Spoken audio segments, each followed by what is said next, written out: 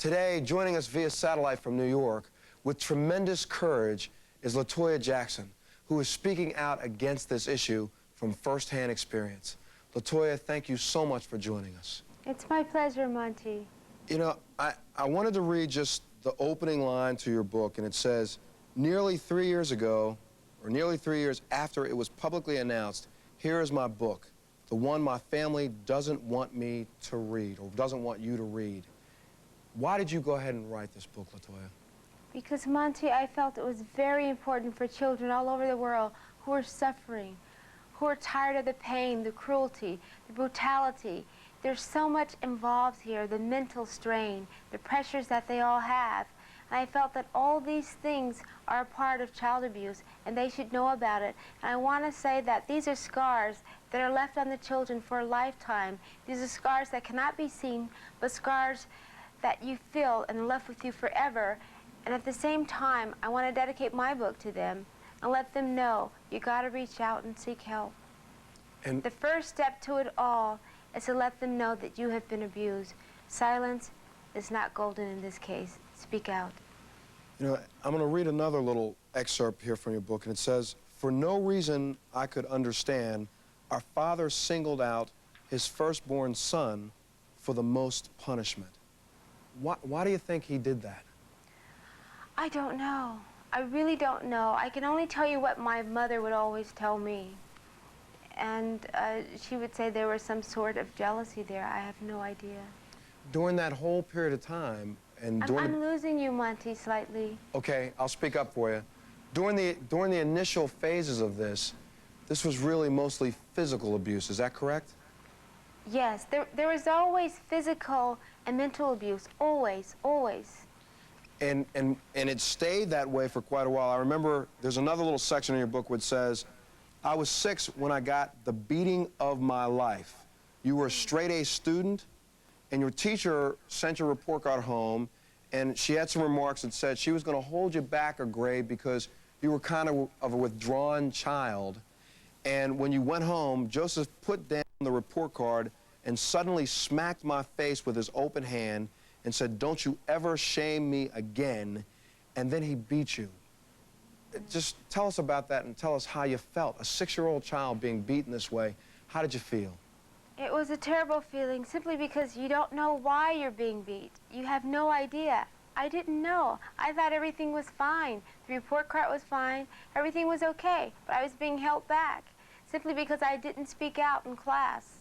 And the reason for that is because I knew what was going on in my family, and I wanted to do everything that was right. I didn't want to do anything out of line because I didn't want to get hurt or harmed or beaten. And little did I know is that you're not supposed to carry that on with you in the outside world, and I did. I carried that outside with me. I remained that quiet, shy, silent girl outside, and I should have spoken up, but I didn't know how to because I was so frightened at home of all the things that I had seen. And after the beating occurred, you said, I lay on that bathroom floor, moaning in pain, quietly sobbing for hours, and your siblings, your brothers and sisters, just came in the bathroom, stepped over you, and left you there because they didn't want to even acknowledge the beating for fear that they may be abused also? Absolutely right. And it goes on today. They don't want to acknowledge it. It never happened. They pretend as if it never happened. They never saw anything. Even though you see it, you pretend like it doesn't exist. And that's the problem that we have with abuse today. Well, denial. Your older brother was one recipient of this abuse. You were all the other siblings the same? Were they abused the same way physically? Oh, yes, definitely. You have to remember, I got that beating of a lifetime. That was my first, and that was my last. And you tried from that point on to make sure you did whatever you could do to please him. Perfect. Yes. And do you think you remained perfect over that period of time? I don't know. I can only tell you what my mother would say. She would always say, you were always the perfect little girl. You're the perfect little girl. And it's because I never spoke up. I never said anything. I was terrified. And all the rest of your siblings are denying this now, but can you just... Well, I don't know if they are or not. I know my parents are sending a letter out, and they're saying that they love me and they don't agree with what I'm saying and that it isn't true. But again, you know as well as I do, that denial is the first sign of what's going on. Yes, I was just handed a recent press release that your family has sent out, and I won't read the whole thing, but it does say in one paragraph, "We do not care to elaborate nor narrate on LaToya's book, nor the things she is doing. Since there is no truth or validity to the accusations made, we think it best to let the book ride its own course."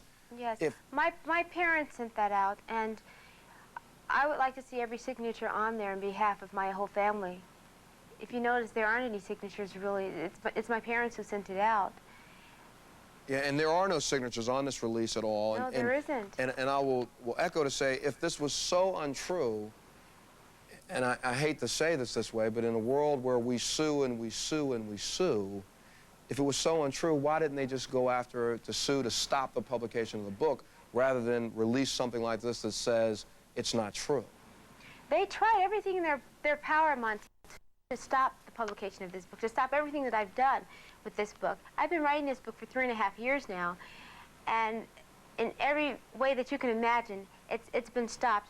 But that made me even more determined to write it, to let people know that this is not healthy. It's not healthy for us, for the victim, the people who have been abused. And LaToya, I will tell you, I know several people, family members and other people all over this country who have been abused. And some people would say out there right now that LaToya Jackson is just doing this because she's jealous of her siblings. She's jealous of the fact that the other siblings have a closer relationship. What do you say to people who are turning this around and attempting to blame you? That it's totally untrue. I have no reason to be jealous. I'm totally content with my life. I'm very pleased with it. I'm doing extremely well. I have no reason to be jealous. I didn't have to spend 3.5 years to write this book. I did that for the message, for the people out there, to help people and let them know. And they must just really look carefully into the book and try to understand the insight of what actually went on behind closed doors. I think basically the public don't want to really see the light and see that this actually happened in our family. But what they should learn and try to understand that if it can happen in our family, it can happen in any family. And this revelation, not really revelation, but the fact that you have now come forward with what was first physical abuse that turned to sexual abuse, you've just recently acknowledged that yourself. Is that true? I mean, you've just recently No, I didn't just recently. Are you there? I'm still here, but you've just recently been able to talk about this yourself. Is that correct? Yes, I do touch on it in the book, but I don't elaborate on it. It's sort of subtly mentioned in the book. It's very subtle. Okay. Well, I'll tell you what, we're going to take a break, and when we come back, I want you to tell us how physical abuse can turn to sexual abuse. We'll be back in just a second. The family. And again, joining us from New York via satellite is LaToya Jackson. And LaToya, I have to thank you again for the courage and the strength that you have to come out and do this. Thank you. I want to ask you, when you look back, and I've read your book, what did it feel like, or how did you feel knowing and carrying this all your life, that this physical abuse turned to sexual abuse? How did that start? And when Monty, it didn't really turn to sexual abuse, the physical abuse. The physical abuse was always there. The mental abuse was always there. And little did you know, the sexual abuse was always there. When did you find out about the sexual abuse, or how did you find out about it? The sexual abuse started with my sister, Rebe. She's the firstborn in the family, so she's far older than everybody. And my father would get out of the bed and get in the bed with her. And you and Rebe shared a bedroom? And we shared the same bed. So your father would come in late at night and sexually abuse Rebe. Did he make attempts at that point in time to abuse you? No, he did not. No. No. It wasn't until afterwards. What you must understand is that Rebe left home at a very, very young age simply because she couldn't deal with it anymore, and she would ask my mother to seek help from my father. And my mother didn't. She made no attempt whatsoever. So Rebe decided to move in with another family because she couldn't deal with it. And she left all that time. And later, she just decided to ask me. She says, LaToya, I want to know something. And I said, what? And she says, all these years, I often wondered, did Joseph sexually abuse you and Janet the way he did me? And I wouldn't answer her. And she said, please answer me, I have to know. And I still didn't answer. And she says, Latoya, you have to tell me, did he do this to you? And I just said, Rebe, there are just some things you don't talk about, isn't there? And she said, okay, I understand. You were 6 at the time, or 7 at the time, when he would come in with Rebe, is that right? I don't recall exactly what age I was, but I do recall him coming in at the time, coming in the bed, and I remained there silent, very cold, not wanting to say anything, not wanting to move, not wanting to let him know that I was there, even though he knew. And I recall my mother, and so does Rebe, of course, she mentions it quite often, my mother saying, Joe, sometimes she would say, Joe, not tonight, leave her alone. Not tonight, let her rest, don't do it tonight, leave her alone. And so, and Rebe, I have to say that she's very courageous, but she's not courageous enough to stand up and speak and talk about it. She's courageous because she fought my father, and my brothers wouldn't fight back. She fought back. She would actually try and beat him because she was tired and sick and tired of it. She would even try and grab the phone and call the police. And she would get beaten. She made several calls to the police, but when the police would show up... She made attempts, yes. And I think she was very successful at one call. And the policemen did come, and my mother said, there's nothing wrong. And everything's okay, everything's fine. The whole time, the whole time that this took place, did your other siblings know that this was going on? Did your brothers know? That's what I don't truly know. However, I do know that some of them, because the conversation I had with Rebe was provoked by Michael, simply because Michael's the one who had mentioned that Rebe was sexually abused, although you know these things, but you don't discuss it with the family members. Again, it's denial. You don't want to believe that this exists, so no one says anything. And Michael went on to tell his manager about it. His manager told my manager approached me, and I denied it. I said, that's not true. That didn't go on in our family. Because I didn't want to accept it. I didn't want people to know this is what was happening in our family, because you deny it all your life. You're embarrassed. You feel ashamed. You feel dirty. You feel as if you've done something wrong. I said, that's not true. That's not true. Don't believe it. And he says, it is true. My manager kept saying, it is true, because the manager told me. And after he told me that, I said to myself, oh my God. Although I kept denying it to my manager, I said, Michael had to tell him. Where would he get it from? And I said, I didn't even know Michael knew. I thought it was just between Rebe and I. I didn't know Michael knew. And while you laid there and Rebe then left, and Joseph redirected his anger and his rage, because I think sexual abuse is a symptom of anger and rage, he directed it at you. Did you approach your mother yourself and say, Mom, stop this? Did you ever do that with her? No, not at all. Did she ever offer you that kind of help? No, she did not. Rebe would always fight back, always say, Mother, please stop him, get help for him. Nothing happened, nothing. She wouldn't do anything. She wouldn't leave him, she wouldn't divorce him. I don't know why she didn't do these things. That's why she left, as I mentioned to you earlier. But my abuse did not happen until after Rebe left. When Rebe left, and then he turned to me. Did you feel betrayed by your mother at that point? Or how do you feel about her now? I'm sorry, about your mom. Montel, I'm losing you. Okay, did you feel betrayed by your mother? And how do you feel about her now? I feel that my mother should be very open and speak about this. As far as my feelings about her, I can't really say. I mean, she's my mother, and there's a love there because she is my mother. I will say that I think my mother is more responsible for this than my father, because I totally feel that something was wrong with my father, that he was insane. I really do. But my mother wasn't, and that's why I hold her even more responsible than my father, because she could have stopped this. She could have prevented this from happening, and she didn't. She just let it go by and just pretended as if it didn't happen. And that's what happens in a lot of households. Latoya, we have a question from one of our audience members. Latoya, I wanted to know, are you close with any of your family members now, or is there anyone that you share secrets with now? I haven't spoken to anyone recently. The last time I spoke to my family members was about 3 months ago. And, of course, they all know that this book is coming, and they know that the book is saying what it does say. Do you anticipate hearing from any of them directly about this? I would love to. I would love to hear from any of them. I was told that one show I did My sister did call the show. I don't know how true it is, but I was told that she called, and she wanted to speak to me, and she wanted to tell the producer of the show that what he was doing was very, very wrong to me, and to listen to me and hear me out, because these things did happen, they did take place. But one of the producers of the show refused to let her speak, refused to let her come on air. So I'm hoping that she reaches out, because my family is the type of family that if they feel you're reaching out or you're going to expose something, we have all these family meetings, and then they tell you this is why this can't happen, or why we don't want this to happen, simply because the public cannot know about this ever. We represent a certain image, and we have to keep that image. But inside, everybody's just torn apart and very, very unhappy and suffering, and there's a lot of pain there.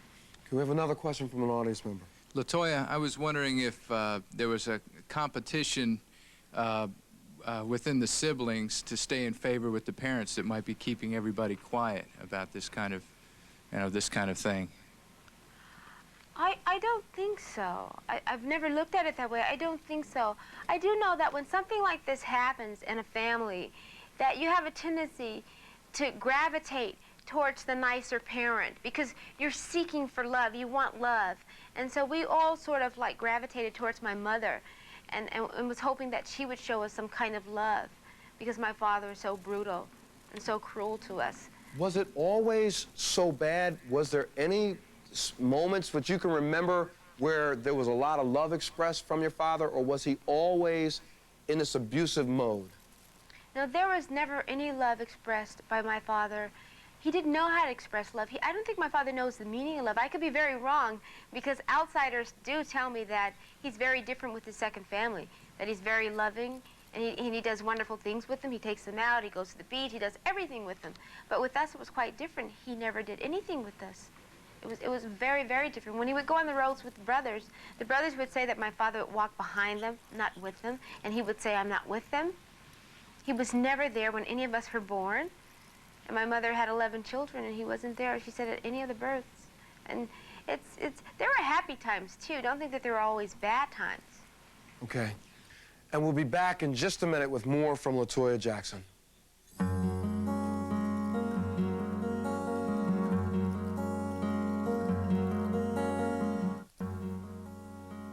LaToya, I wanted to ask you, when you decided to write this book, did you ask Rebe regarding the things that you were going to say about the family? Did you discuss it with her, whether or not how she felt about you bringing up what was going on in the house? Did you have a permission? We talked about it, Rebe and I, and she thought it was just awful. Now, as far as my writing the book, no, I did not tell her that I was going to bring it up in the book. I didn't discuss my book with her, no, not whatsoever. However, if you read the book when you do get it or purchase it, when you do get the book, you will see that it's mentioned in a very subtle way. I really don't go into detail about Rebe, because I felt that that was her personal life. However, Rebe does speak out about it. And whether or not she'll speak out publicly, I don't know. I'm hoping that she will, because she will help and save a lot of lives if she does. LaToya, I ask this question with the greatest respect. Do you see any psychological or emotional connection between your appearance in Playboy and your sexual abuse at home?